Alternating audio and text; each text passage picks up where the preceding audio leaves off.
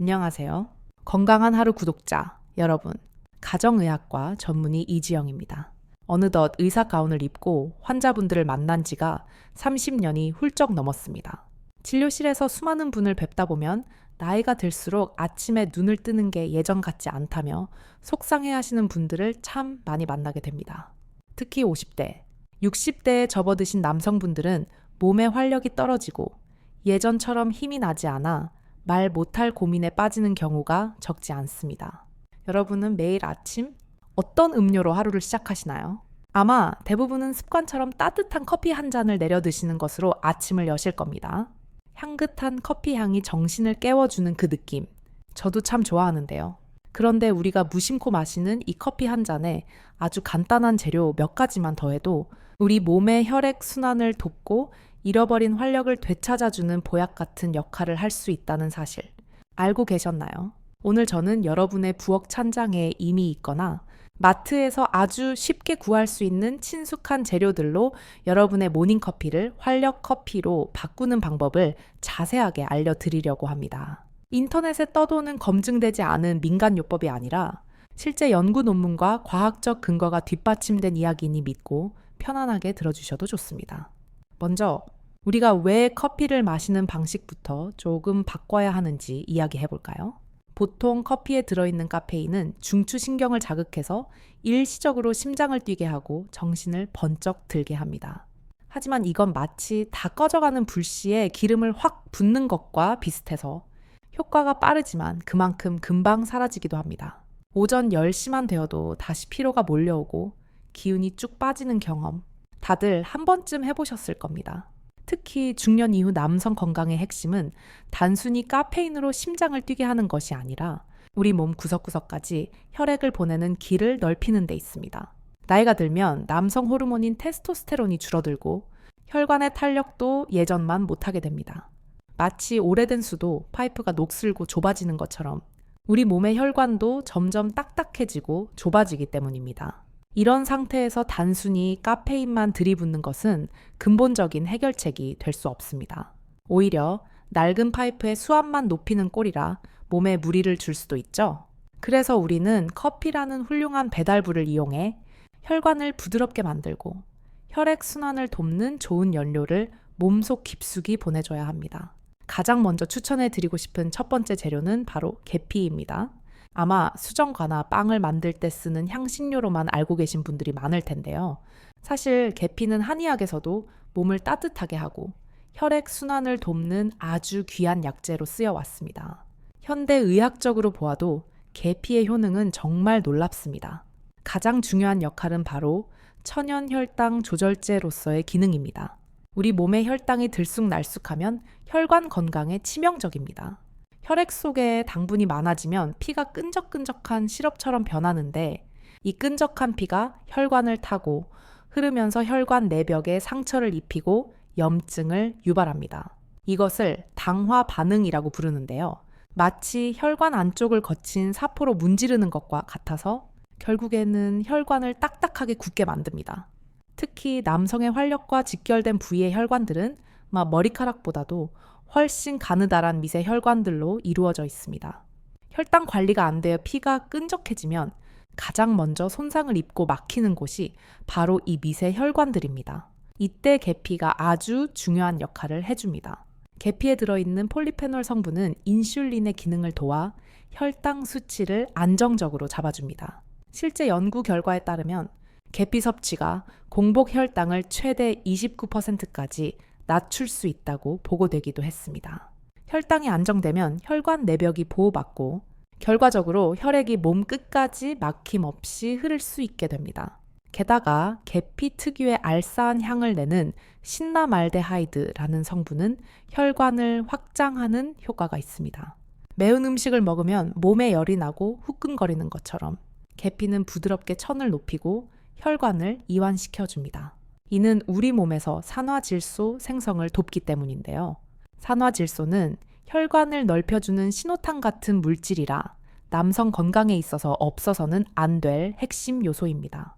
실제로 제 환자분 중 50대 후반의 남성분이 계셨는데 오후만 되면 체력이 급격히 떨어지고 식곤증 때문에 힘들어 하셨습니다.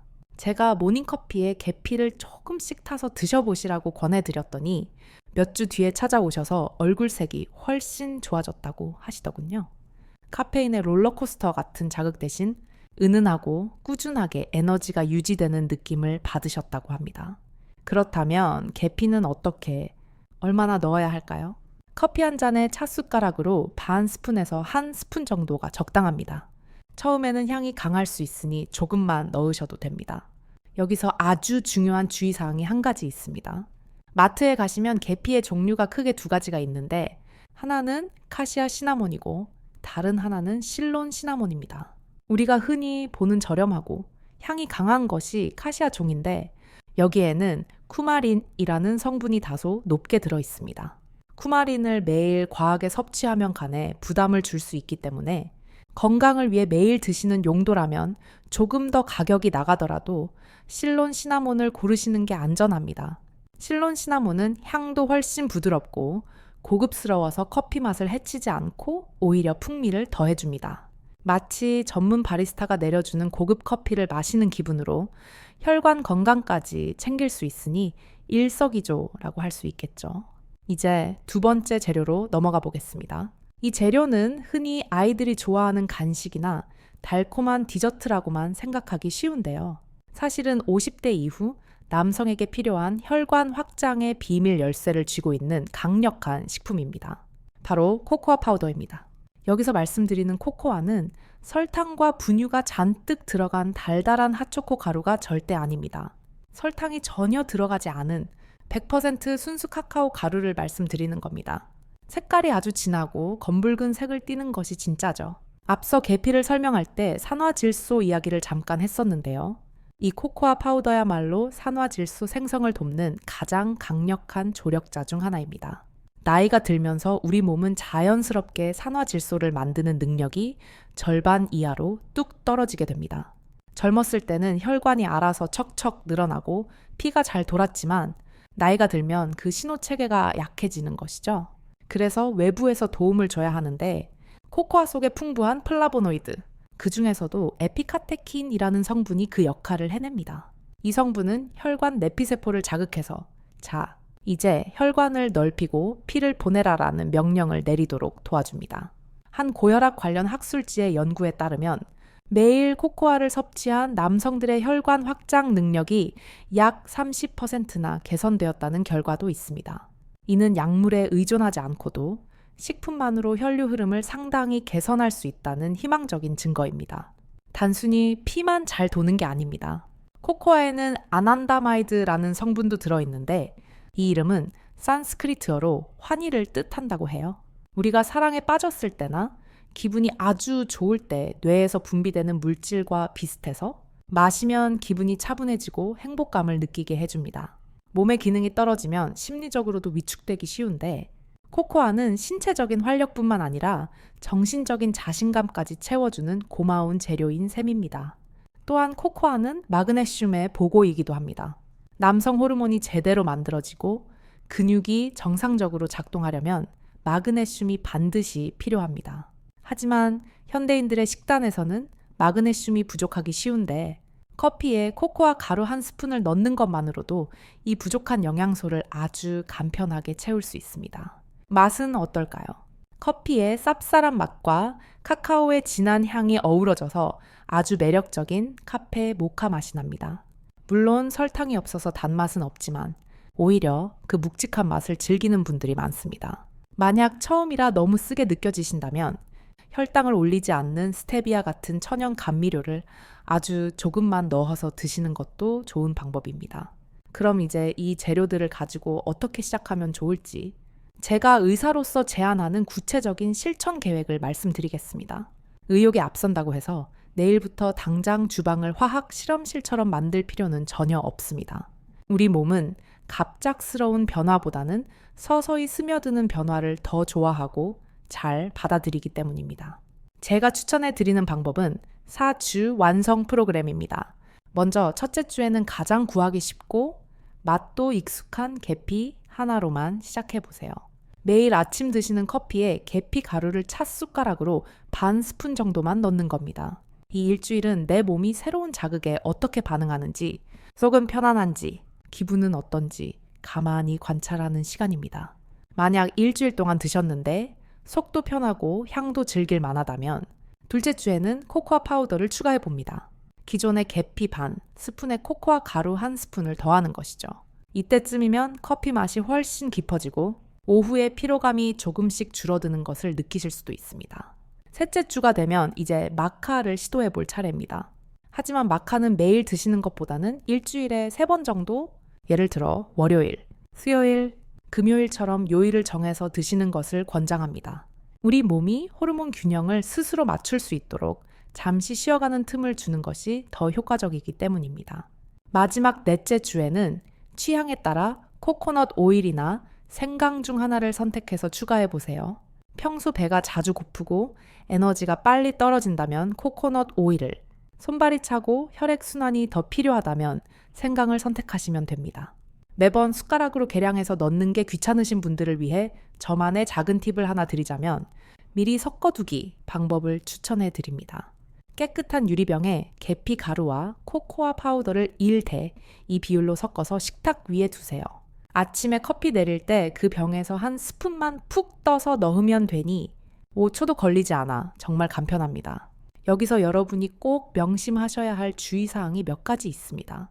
첫째, 절대 과유불급입니다. 몸에 좋다는 욕심에 처음부터 5가지를 다 섞어서 마시면 위장이 약하신 분들은 소화불량이나 복통을 겪을 수 있습니다. 약도 과하면 독이 되듯 음식도 마찬가지입니다. 반드시 하나씩 차근차근 늘려가셔야 합니다. 둘째, 만약 당뇨병이나 심장질환 등 기저질환이 있어 약을 드시고 계신 분들이라면 시작하기 전에 반드시 주치의 선생님과 상의하셔야 합니다. 제가 말씀드린 방법은 건강을 최적화하기 위한 식품 섭취법이지 병을 치료하는 약이 아닙니다. 본인의 건강 상태에 맞춰 안전하게 진행하는 것이 무엇보다 중요합니다.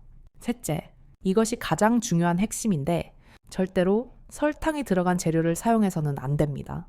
설탕이 듬뿍 들어간 믹스커피나 가당 코코아 가루, 설탕에 절인 생강청 같은 것을 넣는다면 지금까지 말씀드린 모든 효능이 물거품이 됩니다.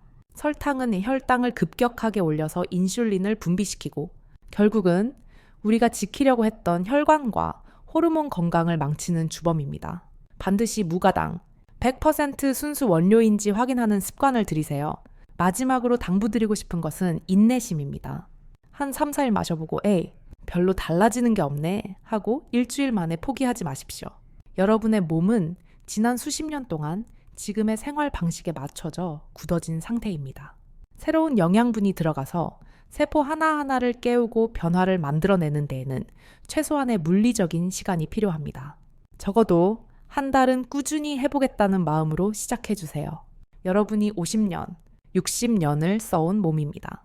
한 달 정도의 시간은 투자할 가치가 충분히 있지 않을까요? 오늘 영상을 보신 후 다음번 장을 보실 때 계피 가루 하나라도 카트에 담아보세요.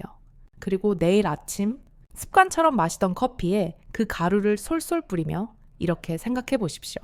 이 한 잔이 내 몸을 깨우는 진짜 연료다. 그 작은 행동 하나가 여러분의 아침을 그리고 여러분의 남은 인생의 활력을 바꾸는 놀라운 첫걸음이 될 수 있습니다. 나이가 든다고 해서 모든 기능이 쇠퇴하는 것을 당연하게 받아들이지 마세요. 우리 몸은 적절한 연료와 관심만 준다면 언제든 다시 힘을 낼 준비가 되어 있는 놀라운 존재입니다.